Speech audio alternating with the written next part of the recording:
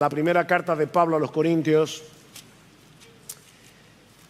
capítulo 15, pero esta vez solo vamos a leer el versículo 58.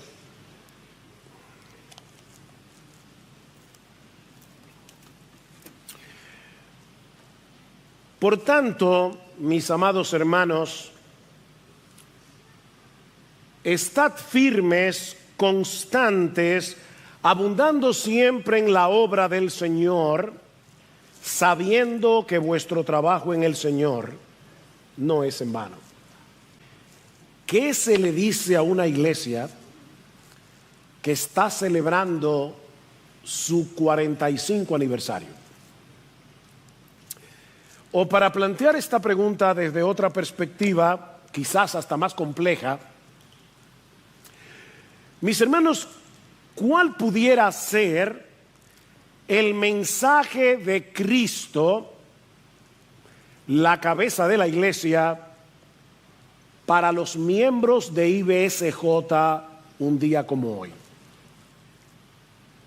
Tanto el domingo pasado como en la hora anterior hemos estado considerando algunas lecciones que podemos aprender de nuestra historia como iglesia, pero ahora queremos mirar hacia adelante, hacia los años por venir, hasta la venida en gloria de nuestro Señor Jesucristo. Ahora, obviamente, yo no recibí una revelación directa de parte del Señor para que predique de este texto en la mañana de hoy, pero sabemos que lo que Pablo dice aquí es la voluntad expresa de Cristo para esta o cualquier iglesia, porque estas palabras fueron escritas bajo la inspiración del Espíritu Santo, y yo tengo la plena convicción de que este texto es muy pertinente para una iglesia que ya tiene 45 años de existencia. Los seres humanos tendemos a bajar el ritmo con el paso del tiempo y a veces comenzamos a dar señales de agotamiento. Esta misma semana un miembro de nuestra iglesia, y que ahora cito con su permiso, me envió esta nota por WhatsApp acerca de la predicación de hoy. Estoy anticipando ese mensaje porque muchas veces nos sentimos cansados y frustrados. Necesitamos la gasolina de la esperanza en las promesas de nuestro Dios. Este hermano tiene razón. Necesitamos gasolina continua para seguir corriendo. Por otro lado, también corremos el peligro de olvidar nuestra razón de ser como iglesia. ¿Por qué hacemos lo que hacemos? Fácilmente caemos en una especie de inercia religiosa que nos mantiene haciendo las mismas cosas de siempre, pero no con la misma motivación ni con el mismo entendimiento. Y por supuesto, también están todos aquellos, y gracias al Señor que es un buen grupo, que por la gracia y la misericordia de nuestro Señor siguen corriendo bien la carrera, pero que a pesar de eso también necesitan que se les anime a seguir corriendo. Y es con todo esto en mente que hemos escogido este texto de 1 Corintios 15:58 para predicarlo en nuestro 45 aniversario. Ahora, permítame tomar unos breves minutos para poner este texto en su contexto.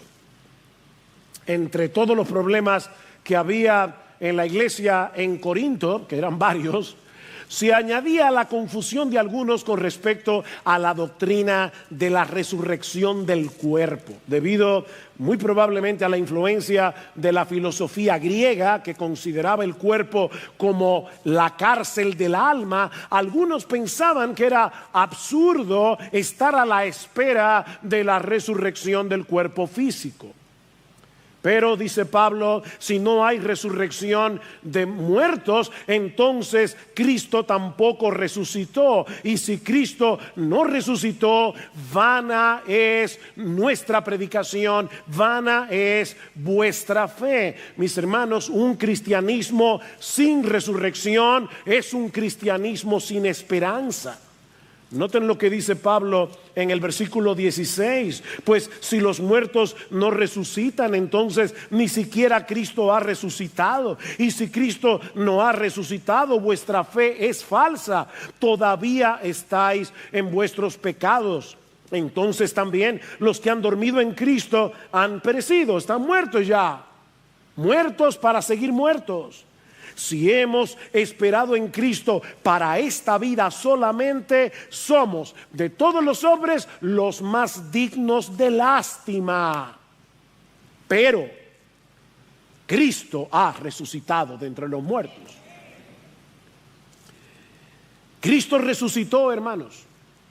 Y por causa de nuestra unión con Él, nosotros resucitaremos también. La resurrección es tan importante en el entramado de nuestra salvación que Pablo le dedica el capítulo más extenso de la carta para explicar, defender y aplicar la doctrina de la resurrección. El día llegará cuando nuestros cuerpos serán completamente transformados en un instante. Versículo 50 dice Pablo: esto digo, hermanos, que la carne y la sangre no pueden heredar el reino de Dios, ni lo que se corrompe hereda lo incorruptible. Pero he aquí os digo un misterio: no todos dormiremos, pero todos seremos transformados en un momento, en un abrir y cerrar de ojos, a la trompeta final. Pues la trompeta sonará y los muertos resucitarán incorruptibles y nosotros seremos transformados, porque es necesario que esto corruptible, este cuerpo, se vista de incorrupción y esto mortal se vista de inmortalidad. De manera que la muerte no tiene la última palabra, a pesar de lo tenebrosa que luce de este lado de la eternidad. Versículo 54.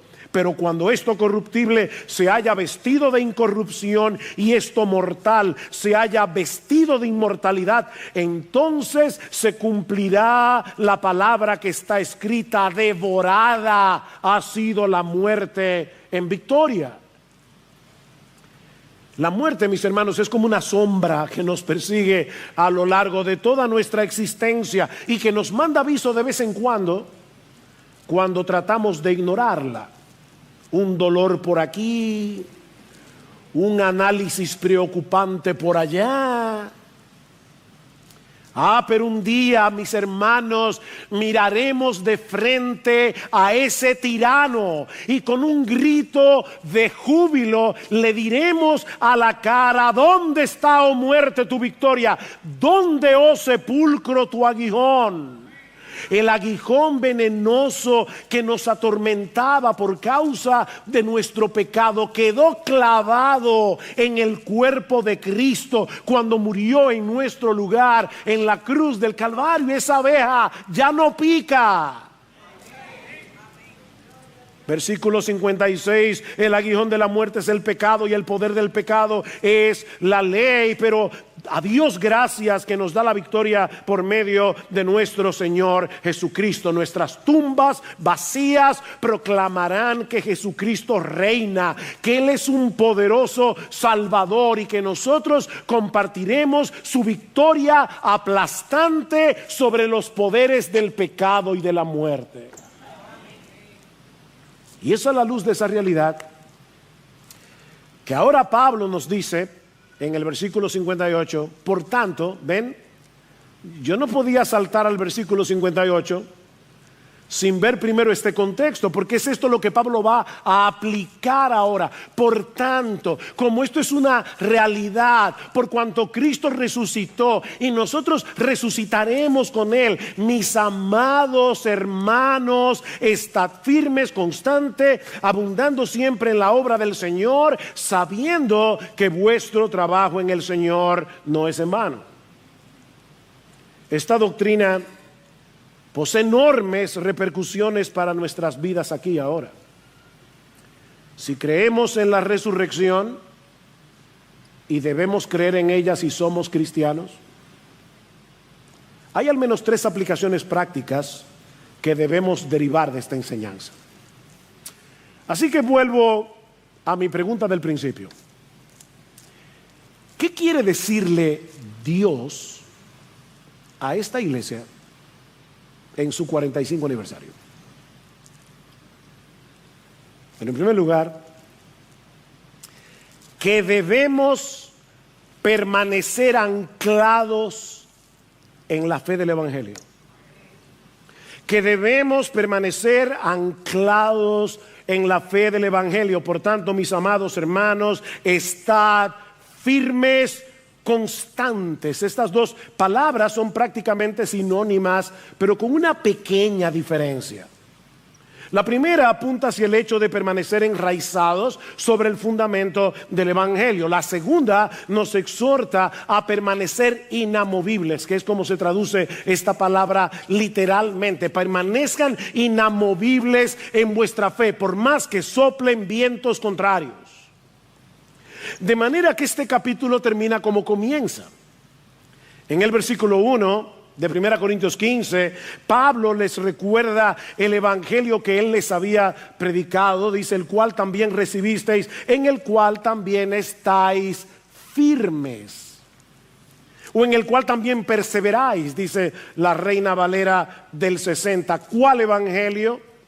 Que Cristo murió por nuestros pecados conforme a las Escrituras, que fue sepultado y que resucitó al tercer día conforme a las Escrituras. Y ahora Pablo les dice, permanezcan allí, no se muevan ni un milímetro de ese fundamento. Y noten, mis hermanos, que no se trata de una sugerencia, es una orden. Estad firmes. ¿En qué? En el Evangelio. En el evangelio que yo les prediqué. Es un mandato similar a Colosenses 1:23. Pablo los exhorta a permanecer bien cimentados y constantes. Ven la similitud. Ser cimentados y constantes sin moveros de la esperanza del evangelio que habéis oído. Manténganse allí, no se vayan detrás de un mensaje más novedoso o que parezca más atractivo o más respetable a los ojos de la intelectualidad humana, porque el evangelio no es una moda pasajera. El evangelio no es una opción religiosa entre muchas otras. Mis hermanos, la tumba vacía de Jesús es la confirmación de que Él era quien decía ser el Mesías prometido en el Antiguo Testamento. Y por lo tanto hay una sola salvación y un solo Salvador. Solo el Dios encarnado pudo vivir en nuestro lugar la vida de perfecta obediencia que nosotros no podíamos vivir, y luego morir en una cruz para absorber nuestra culpa, muriendo nuestra muerte.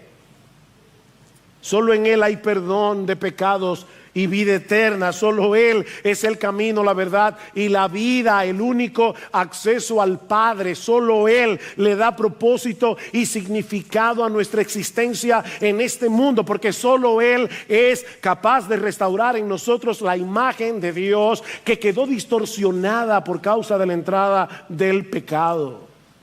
Solo Él. Esa es la buena noticia que se va desarrollando a través de toda la Biblia, desde Génesis hasta Apocalipsis. Este libro es una gran historia de redención en la que todos los hilos convergen en Cristo y este crucificado. De modo que si ahora deseamos obedecer a Dios y vivir para Él, no es para ganarnos su favor, sino debido a nuestra gratitud por haber sido favorecidos en Cristo de pura gracia y al impulso que Él mismo produce en nosotros por su Espíritu en nuestros corazones regenerados. Por eso ahora queremos agradar al Señor y obedecer al Señor. Mis hermanos, ese es el mensaje que IBCJ ha estado proclamando por 45 años. El evangelio de la justificación por la fe sola. Que la salvación depende enteramente de Dios, de Dios. La salvación es de Jehová, dice Jonás. Porque no se obtiene por nuestras obras para que nadie se gloríe. Por supuesto, con el paso de los años, su Espíritu nos ha guiado a ver cada vez más claramente las implicaciones prácticas de ese mensaje para que podamos manifestar esa gracia del Evangelio en una forma más evidente, como hemos reconocido ya. Pero por la gracia de Dios, nunca hemos dejado de predicar el Evangelio de la gracia de Dios en Cristo. Y nuestro anhelo y oración es que ese Evangelio continúe en el mismo centro de iglesia bíblica del Señor Jesucristo hasta que Él vuelva. Amén. Alguien decía que el proceso a través del cual las iglesias pierden el Evangelio suele ocurrir en 4 generaciones. Jóvenes, jovencitos, escuchen con cuidado. La primera generación recibe y acepta el mensaje de todo corazón. La segunda lo da por sentado. La tercera lo confunde y la cuarta lo pierde. De manera, mis hermanos, que el punto crítico se encuentra en esa segunda generación que da por sentado el Evangelio. Esa generación que presupone que ya todos en la iglesia conocen el mensaje, saben cómo se aplica a la vida práctica. Es esa generación que piensa que nosotros podemos dejar atrás el Evangelio para avanzar hacia doctrinas más profundas. Lo cierto es, jóvenes, niños, adultos, ancianos, lo cierto es que podemos pasarnos la vida entera tratando de comprender cómo se conectan entre sí todos los hilos de esta trama redentora, o tratando de entender sus implicaciones prácticas para nuestra vida aquí y ahora, y nunca podremos agotarlo. Es imposible agotar el Evangelio. Una vida no es suficiente para abarcar la hermosura de nuestro Salvador, tal como se revela en el Evangelio, ni para ver su obra a nuestro favor desde todos los ángulos posibles. Una sola vida no es suficiente. Debemos orar, hermanos, por las siguientes generaciones de esta iglesia para que continúen proclamando y modelando el Evangelio de la gracia de Dios en Cristo hasta que Él regrese en gloria. Ese Evangelio es y seguirá siendo poder de Dios para salvación, porque el Dios omnipotente ha decretado salvar a los creyentes por la locura de la predicación de esas buenas noticias sobre ese Cristo que fue entregado por nuestras transgresiones y resucitado para nuestra justificación. Y saben qué, hermanos, la responsabilidad de preservar ese mensaje no es únicamente de los líderes de la iglesia. Es una responsabilidad tuya y tuya y tuya y tuya y tuya si eres miembro de esta iglesia.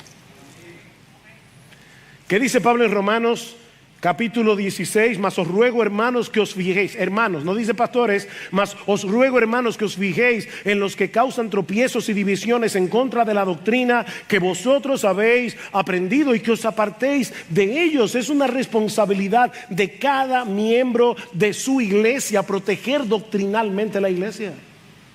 Pablo dice en Efesios capítulo 4 que la razón por la que Cristo dio pastores y maestros es para capacitar a los santos para la obra del ministerio, para la edificación del cuerpo de Cristo. ¿Saben para qué? Para que ya no seamos niños fluctuantes, llevados de aquí para allá por todo viento de doctrina, por las artimañas del error, sino que hablando unos con otros la verdad en amor, continuemos creciendo conforme a la cabeza del cuerpo que es Cristo.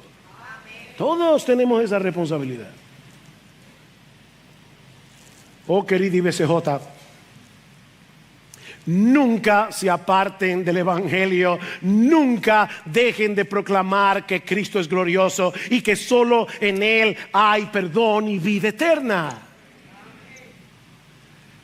Pero mantenerse anclados e inamovibles en el fundamento del Evangelio no significa permanecer pasivos, sedentarios, inactivos. De ahí la segunda exhortación de Pablo en nuestro texto. Debemos permanecer anclados en la fe del Evangelio, pero también debemos permanecer ocupados en la obra del Evangelio. Debemos permanecer ocupados en la obra del Evangelio. Versículo 58. Por tanto, mis amados hermanos, estad firmes, constantes, abundando siempre en la obra del Señor. La palabra que se traduce como abundar significa rebosar, sobrepasarse, hacer más de lo que se te pide. Es la misma palabra que aparece en Efesios 1:7 al 8, cuando Pablo dice, escuchen esto, que nuestro Dios hizo sobreabundar para con nosotros las riquezas de su gracia. Ahí está la palabra, sobreabundar. Nuestro Dios, hermanos, nunca ha sido tacaño con nosotros. Nunca Él ha sido prudentemente comedido al dispensarnos su gracia sobreabundante. No, Él nos ha dado las riquezas de su gracia y lo ha hecho de una manera extravagante y todavía continúa rebosando la medida, concediéndonos generosamente su favor inmerecido día tras día. La pregunta es, miembro de IBCJ, cristiano que estás aquí, ¿no deberíamos nosotros sobreabundar en nuestro servicio a Él? Sobre todo a la luz de la doctrina de la resurrección. No olviden que ese es el tema de este capítulo. Vamos a resucitar. Una de las frases favoritas de R.C. Sproul era: el ahora cuenta para siempre. El ahora cuenta para siempre. Lo que hagamos para Cristo en esta vida trasciende el tiempo y penetra en la eternidad. ¿Tú crees eso? Mi hermano, de verdad, ¿tú crees que algún día el Señor nos levantará de la tumba y estaremos en su presencia en cuerpos glorificados por los siglos de los siglos, y que lo que hagamos en esta vida para Él será tomado en cuenta eternamente? Porque de ser así, ¿no deberíamos vivir con la determinación de hacer tesoros en los cielos, en vez de gastarnos en aquello que no tendrá ninguna trascendencia cuando nos toque partir de este mundo? Desnudos salimos del vientre de nuestra madre, desnudos volveremos a la tierra de donde salimos. Leí hace muchos años de un individuo que quiso que lo enterraran en su Ferrari. Yo te puedo asegurar, sin haber visto la tumba, que a él se lo comieron los gusanos y que el Ferrari ya no enciende. Mis hermanos, no nos llevaremos de aquí absolutamente nada que no sea aquello que trasciende la eternidad. Mis hermanos, todo lo que hagas por la obra de Cristo, ya sea para la salvación de un pecador, ya sea para la edificación de un creyente, ya sea para el fortalecimiento de su iglesia, ya sea para aliviar el dolor de una persona necesitada, cada una de esas cosas tendrá un impacto eterno. El ahora cuenta para siempre.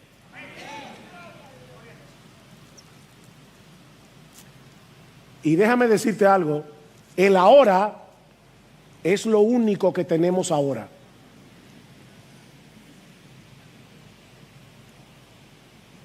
Me emocionó cuando los hermanos cantaron Solo una vida, porque Gloria y yo pedimos que se cantara ese himno en el día de nuestra boda. Así que me trajo muchas memorias, no solamente de la iglesia, sino también de nuestra historia personal. Solo una vida, toda una vida pronto pasará. Solo lo que es para Cristo durará. Da a Cristo todo. Es lo único que hacer. Es lo único que hacer cuando se tiene solo una vida. No tenemos más que una vida de este lado de la eternidad. Y para colmo, es fugaz, es pasajera. Apenas ayer estábamos en una sala de una casa celebrando el primer servicio de adoración de IBCJ y hoy estamos celebrando 45 años.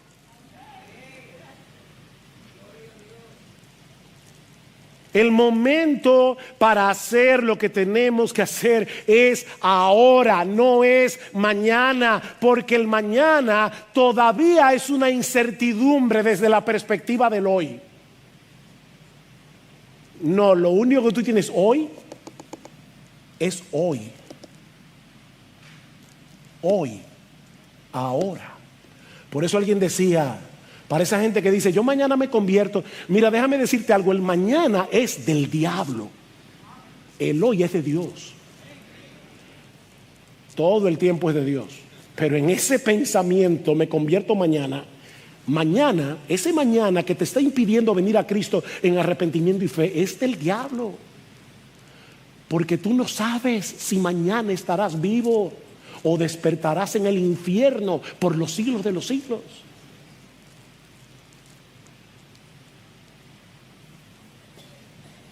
Sí hay un momento para descansar, para renovar nuestras fuerzas, porque este cuerpo de muerte se debilita, se cansa.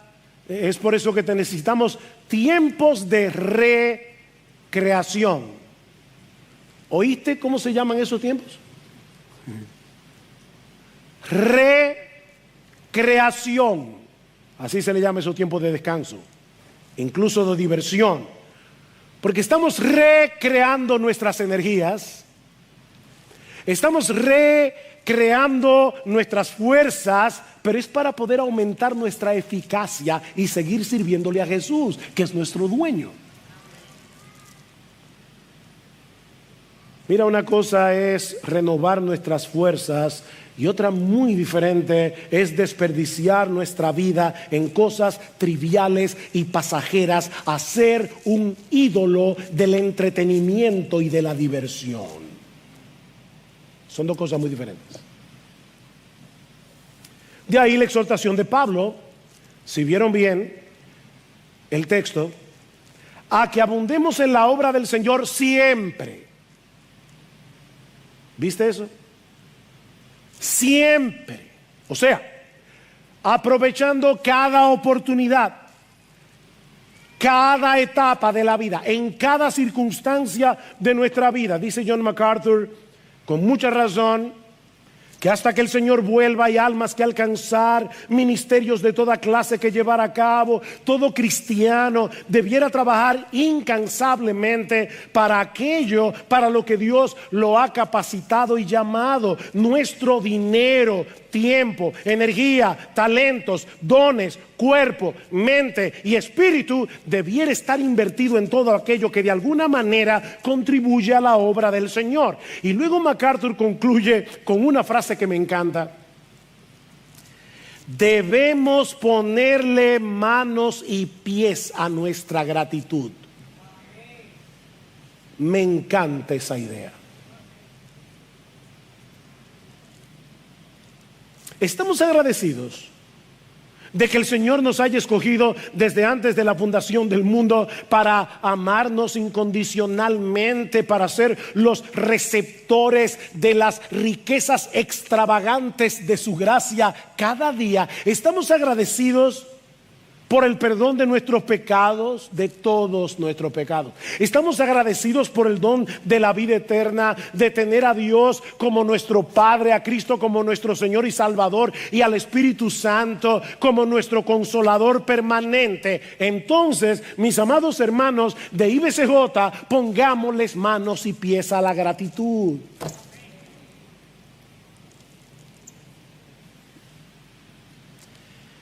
Esta iglesia que el Señor levantó por gracia hace 45 años, ha llegado hasta aquí, no por un grupito de hombres, algunos de los cuales se mencionaron en el conversatorio. No, mis hermanos, ha llegado hasta aquí porque Dios ha usado a un montón de hombres y mujeres fieles que se han gastado en la obra del Señor. Y solo continuará en pie hasta que Cristo vuelva, siendo de bendición para muchos aquí y afuera, si cada uno de sus miembros toma en serio esta exhortación de abundar en la obra del Señor siempre, de gastarse en gratitud en el servicio de nuestro precioso Señor y Salvador, poniendo nuestros dones en operación por el poder de su Espíritu Santo. Nos queda mucho por hacer, hermanos. Muchos incrédulos que evangelizar, nuevos creyentes que discipular, ministerios que necesitan hermanos que se involucren en ellos, nuevas iglesias que plantar. Hay mucho que hacer. Mira a tu alrededor, que aquí hay demasiadas cosas que hacer. Y nuestro Dios es tan bueno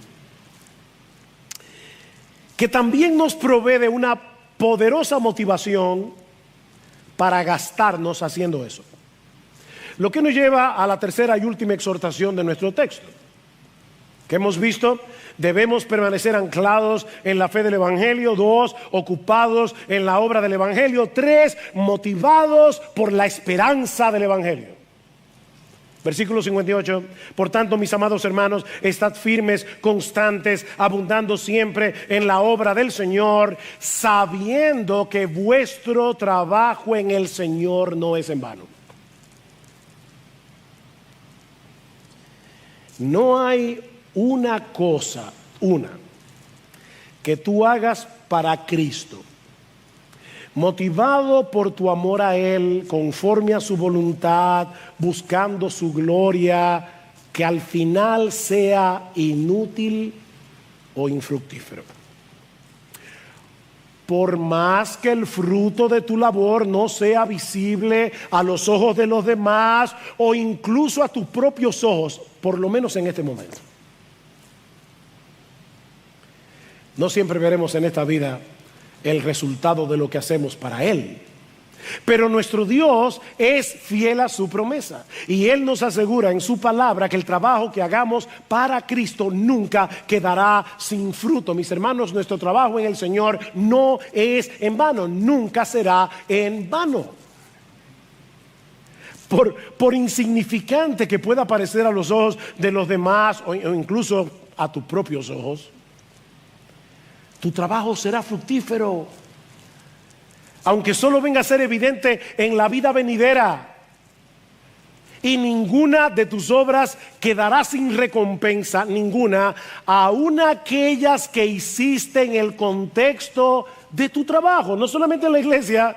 Dios es tan bueno. Aún en el contexto de tu trabajo, si lo hiciste con la motivación de agradar a Cristo, si lo hiciste con la motivación de ser un buen testimonio a los demás en todo lo que hacías, Cristo vio tu trabajo y tu corazón. De ahí la exhortación de Pablo en Colosenses 3:23 a que trabajen, a los siervos le dice, trabajen de corazón como para el Señor, no para los hombres, sabiendo, aquí está la palabra otra vez, sabiendo que del Señor recibiréis la recompensa de la herencia, porque a Cristo el Señor servís. Madres, cuando ustedes están en casa con sus hijos, haciendo cosas que parece que no son muy glamorosas, a Cristo el Señor servís. Sabiendo, dice Pablo. No se trata de una suposición, no es una conjetura,